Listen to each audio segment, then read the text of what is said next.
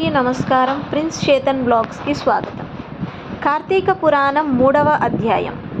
కార్తీక మాస స్నాన మహిమ, బ్రహ్మ రాక్షసులకు ముక్తి కలుగుట. జనక మహారాజా, కార్తీక మాసమున ఏ ఒక్క చిన్న దానము చేసినను అది గొప్ప ప్రభావము గలదై వారికి సకల ఐశ్వర్యములు కలుగుటకై గాక మరణాంతరము శివ సాన్నిధ్యాన్ని చేరుదురు.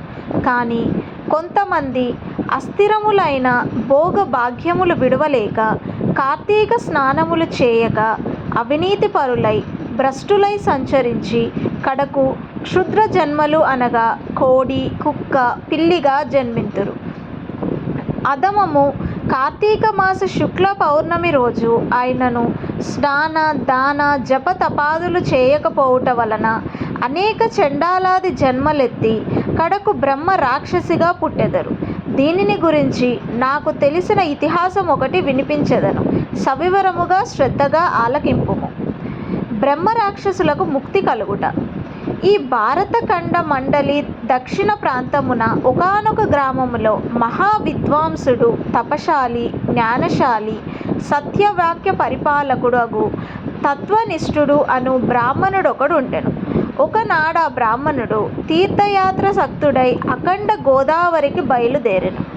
ఆ తీర్థ సమీపమున ఒక మహావట వృక్షంబుపై భయంకర ముఖములతోనూ దీర్ఘకేశములతోనూ బలిష్టంబులైన కోరలతోనూ నల్లని బాణ పొట్టలతోనూ చూచువారికి అతి భయంకర రూపములతో ముగ్గురు బ్రహ్మ రాక్షసులు నివసించుచు ఆ దారిన పోవు బాటసారులను బెదిరించి వారిని భక్షించుచు ఆ ప్రాంతమంతయు భయకంపితము చేయుచుండిరి.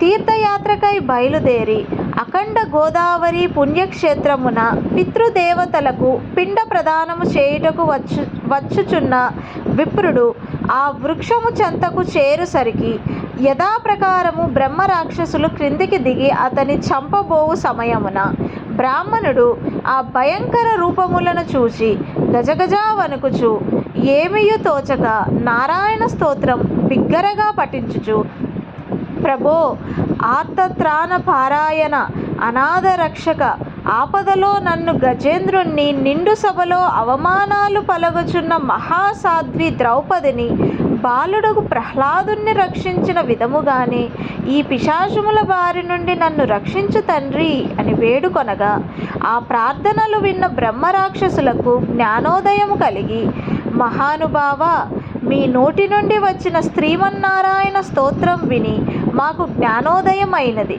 మమ్ము రక్షింపుడు అని ప్రాధేయపడిరి. వారి మాటలకు విప్రుడు ధైర్యం తెచ్చుకొని, ఓయి, మీరెవరు? ఎందులకు మీకు ఈ రాక్షస రూపములు కలిగెను? మీ వృత్తాంతము తెలుపుడు అని పలుకగా వారు, విప్రపుంగవ, మీరు పూజ్యులు, ధర్మాత్ములు, వ్రతనిష్టాపరులు.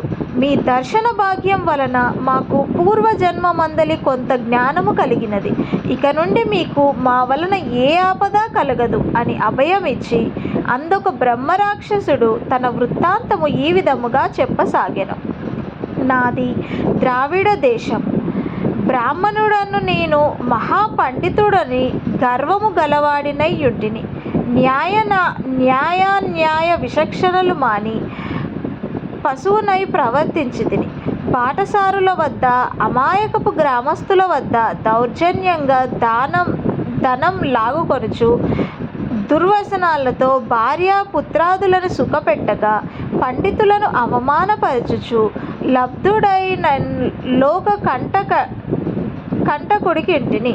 ఎట్లుండగా ఒకానొక పండితుడు కార్తీక మాస వ్రతమును యథావిధిగా ఆచరించి భూతతృప్తి కొరకు బ్రాహ్మణ సమర్థన చేయు తలంపుతో పదార్థ సంపాదన నిమిత్తం దగ్గరున్న నగరమునకు బయలుదేరి తిరిగి ప్రయాణములో మా ఇంటికి అతిథిగా వచ్చెను.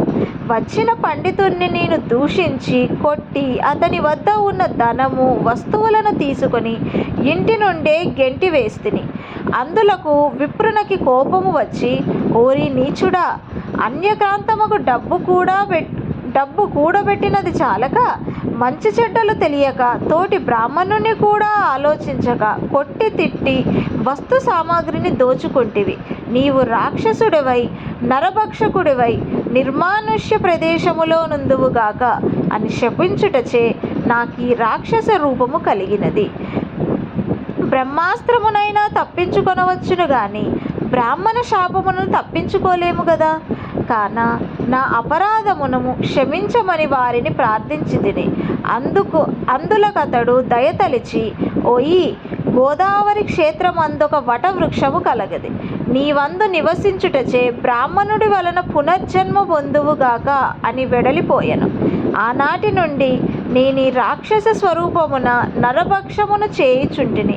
కాన ఓ విప్రోత్తమ, నన్ను నా కుటుంబమును వారిని రక్షింపమని మొదటి రాక్షసుడు తన వృత్తాంతమును చెప్పెను. ఇక రెండవ రాక్షసుడు, ఓ ద్విజోత్తమ, నేను కూడా పూర్వజన్మలో బ్రాహ్మణుడినే. నేను నీచుల సహవాసము చేసి తల్లిదండ్రులను బాధించి వారికి తిండి పెట్టక మార్చి అన్నము రామచంద్రయ్యును అని నటులు చేసే వారి ఎదుటనే నా భార్య బిడ్డలతో పంచభక్ష పరమాన్నములతో భుజించెడు వాడిని. నేను ఎట్టి దాన ధర్మములు చేసి ఎరగను.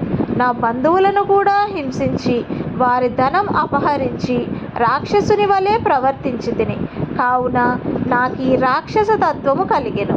నన్ని పాప పంకిలము నుండి ఉద్ధరింపుము అని బ్రాహ్మణుని పాదాలపై పడి పరిపరి విధములా వేడుకొనెను. మూడవ రాక్షసుడు కూడా తన వృత్తాంతమును ఇటులా తెలియజేసెను. మహాశయ, నేనొక సంపన్న కుటుంబములో పుట్టిన బ్రాహ్మణుడును.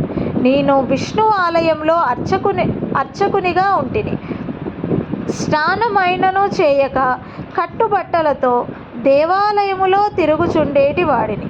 భగవంతునికి ధూపదీప నైవేద్యములైనను అర్పించక భక్తులు కొని తెచ్చిన సంభావమును నా ఉంపుడు గత్తెకు అందజేయుచు మద్యం మాంసము సేవించుచు పాపకార్యములు చేసినందున నా మరణాంతరము ఈ రూపము ధరించితిని.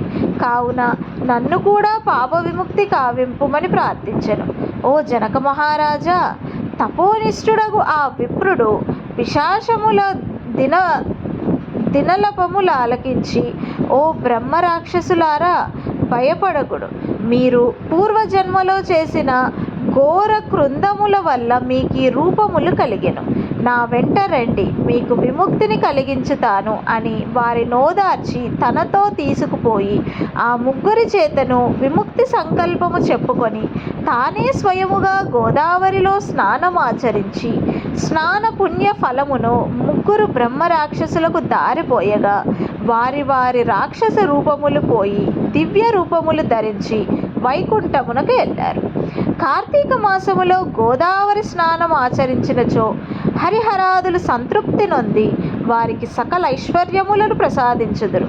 అందువలన ప్రయత్నించి అయినా సరే కార్తీక స్నానాలను ఆచరించాలి. 3వ అధ్యాయము 3వ రోజు